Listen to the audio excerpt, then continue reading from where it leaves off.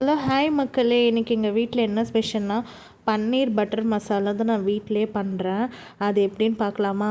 அதுக்கு ஸ்பெஷலான ஒரு ப்ராடக்ட் ஒன்று வாங்கி வச்சுருக்கேன். அதை வச்சு தான் பண்ண போகிறேன்.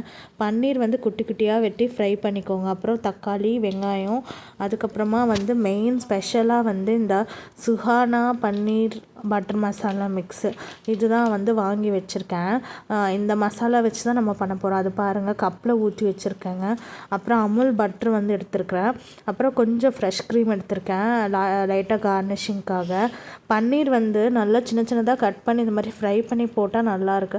அப்படியே பன்னீர் ஃப்ரை பண்ணாமல் போட்டால் அது ஒரு மாதிரி கிறிஸ்பியாகவே இல்லை, அது ஒரு மாதிரி இருக்குது.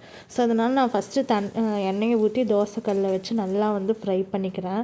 ஃப்ரை பண்ணிவிட்டு அதுக்கப்புறமா பார்த்திங்கன்னா இந்த வெங்காயம் மிக்சியில் அடித்து ஊற்றிக்கோங்க.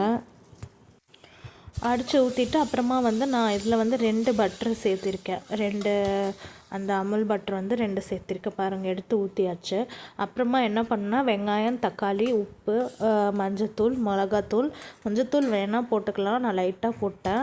அப்புறம் மிளகாத்தூள் போட்டு நல்லா அதை எண்ணெய் தனியாக பிரிஞ்சு வர வரைக்கும் நல்லா கொதிக்க வச்சுட்டு அதுக்கப்புறமா இந்த மிக்ஸ் மசாலா இருக்குது இல்லையா, இதை எடுத்து அப்படியே அதில் ஊற்றிடுங்க. அவ்வளோதான். அதில் ஊற்றி ஒரு நல்லா கிண்டி அது பச்சை வாசனை போகிற வரைக்கும் அதில் விட்டுட்டு அதுக்கப்புறமா நம்ம ஆஃப் பண்ணிட வேண்டியதா. லாஸ்ட் ஃபைனல் ஸ்டேஜில் இந்த பன்னீர் போட்டுற வேண்டியதான் மக்களே. பாருங்கள் எவ்வளோ சூப்பராக வந்திருக்குன்னு. ஆக்சுவலி கடையில் வாங்குற மாதிரியே வந்திருக்கு. நீங்களும் இதை ட்ரை பண்ணி பாருங்கள். தேங்க்யூ ஆல், பாய்.